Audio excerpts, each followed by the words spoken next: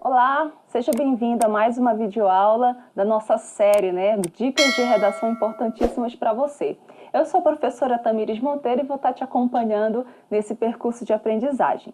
Hoje, a nossa videoaula vai falar sobre a introdução, é isso mesmo. Geralmente, os alunos eles prestam bastante atenção como construir um bom parágrafo de desenvolvimento, não é verdade? Para o Enem. Porém, a introdução ela é uma das partes mais importantes. É a partir dela que o leitor ele vai criar a curiosidade de conhecer mais sobre o seu ponto de vista naquele texto, ok? Então, para começar um pouco, nós vamos falar um pouco da definição de parágrafo. Toda vez que você pensar em um parágrafo, você deve pensar que ele é um bloco de sentido. Lembra que na videoaula passada nós falamos sobre o tópico frasal, sobre como cada parágrafo carrega um assunto? Então, é lógico que existe um tema ali geral a ser obedecido, mas cada parágrafo tem um propósito comunicativo, ok? Tem uma função. E a introdução, ela é a parte responsável pela ambientação do seu texto. É ali que o leitor ele vai começar a ter uma prévia do que você vai abordar nos parágrafos seguintes, ok?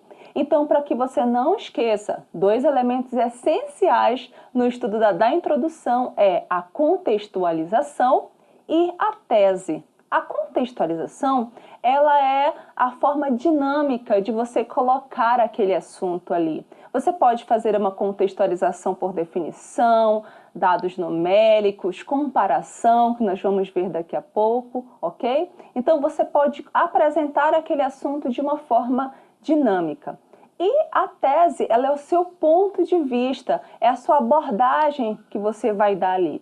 Muito importante frisar para você que existem dois tipos de tese. A tese sintética, que sintético vem de breve, e a tese analítica. A tese sintética é quando você coloca o seu ponto de vista ali de forma mais geral, de forma mais superficial, Você cria aquele suspense para chegar no seu desenvolvimento e arrasar também. Mas a tese analítica é quando você já detalha um pouco daquilo que você vai falar. Ao invés de você falar problemas, você detalha quais são os problemas ali, pelo menos dois. E aí você torna aprofundar, na verdade, muito melhor aquele assunto no seu desenvolvimento, ok? E para que a gente não perca tempo só com conceitos, a gente vai para a prática agora nesse momento. Então, nós vamos começar a ver o primeiro parágrafo de introdução. Digamos que eu tenho um tema de redação que diga os desafios do homeschooling no Brasil, ok? E aí eu produzo parágrafos de introdução dentro desse tema. O meu primeiro parágrafo diz assim: homeschooling é o termo usado em inglês para se referir ao ensino domiciliar. Os pais acreditam que essa forma de ensino proporciona maior liberdade para educar seus filhos. No entanto, a proposta levanta polêmica sobre os pontos negativos e positivos de sua aplicação. Então, repara comigo aspectos importantes nesse contexto. Homeschooling, repara que é uma palavra, um termo em inglês, por isso eu coloquei ali entre aspas. E de homeschooling até o ensino domiciliar, aí eu tenho minha contextualização por meio de definição, É muito importante, eu acredito que é uma das estratégias mais fáceis de você conseguir aí. E quando eu falo no entanto, quando eu falo que levanta polêmicas, sobre pontos positivos e negativos de sua aplicação, eu estou me referindo à tese. E essa tese que está aí, ela é uma tese sintética. Eu não cito quais são esses pontos, mas de forma superficial eu coloco, de forma geral eu coloco que existem sim pontos positivos e negativos da aplicação desse ensino. É muito importante que eu te fale que todos esses parágrafos de introdução, eles foram construídos com base naquilo que alunos, naquilo que professores pensam. Então, eu quero que você seja levado a pensar que mesmo que você seja contra ou a favor de um tema, você precisa conhecer os dois lados da moeda, para que você tenha uma boa argumentação também, ok? E aí, nós vamos agora para o segundo parágrafo de introdução. Diz assim: de acordo com a ANED, a Associação Nacional de Educação Domiciliar, cerca de 7,5 mil famílias foram adeptas do homeschooling em 2019. Embora o número de pais que adotaram esse modelo de ensino seja elevado, a educação domiciliar apresenta sérios desafios como a falta de didática e a limitação de aquisição do conhecimento. Então veja bem aí, esse segundo parágrafo de introdução, nós temos a nossa contextualização, né, desde quando ele fala de acordo até 2019, ele faz isso por meio de dados numéricos, né, ele traz uma informação relevante. E a minha tese aí, ela começa com uma tese mais analítica, né? Ele cita de forma mais detalhada quais são aí esses sérios desafios quanto à aplicação do homeschooling no Brasil. Muitos alunos dizem assim, professora, eu não tenho condições de fazer uma contextualização com dados numéricos, porque geralmente eu esqueço, eu não tenho facilidade de memorizar.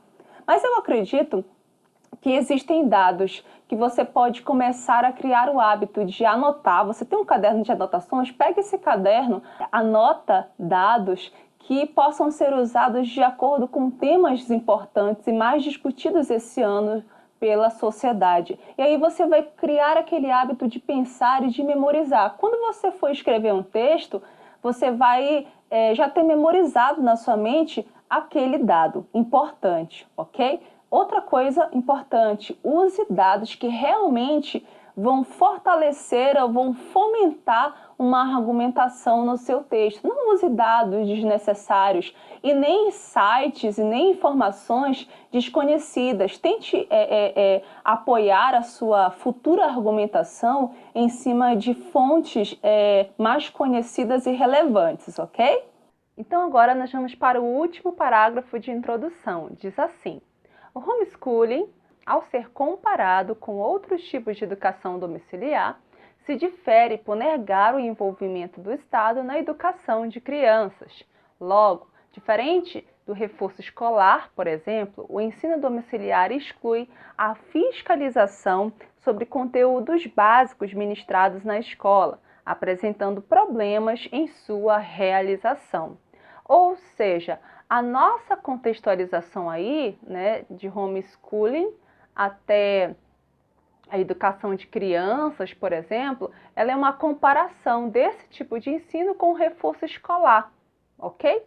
E a nossa tese, que é o nosso ponto de vista, adivinha, que tipo de tese está nesse parágrafo de introdução aí? Será que é a tese sintética ou a tese analítica? Se você pensou aí do outro lado sobre a tese sintética, você acertou, porque é um tipo de abordagem, é uma exposição de um ponto de vista um pouco mais geral, que mais tarde pode ser aprofundada ou analisada do melhor ângulo nos parágrafos de desenvolvimento, ok? Eu espero então que você tenha aprendido um pouco sobre o que não pode faltar na sua introdução, ok? Aproveita, deixa o seu like nesse vídeo, se inscreve no nosso canal e aproveite os conteúdos que são disponibilizados gratuitamente para você, ok? A gente se encontra de novo, até o próximo vídeo. Tchau, tchau!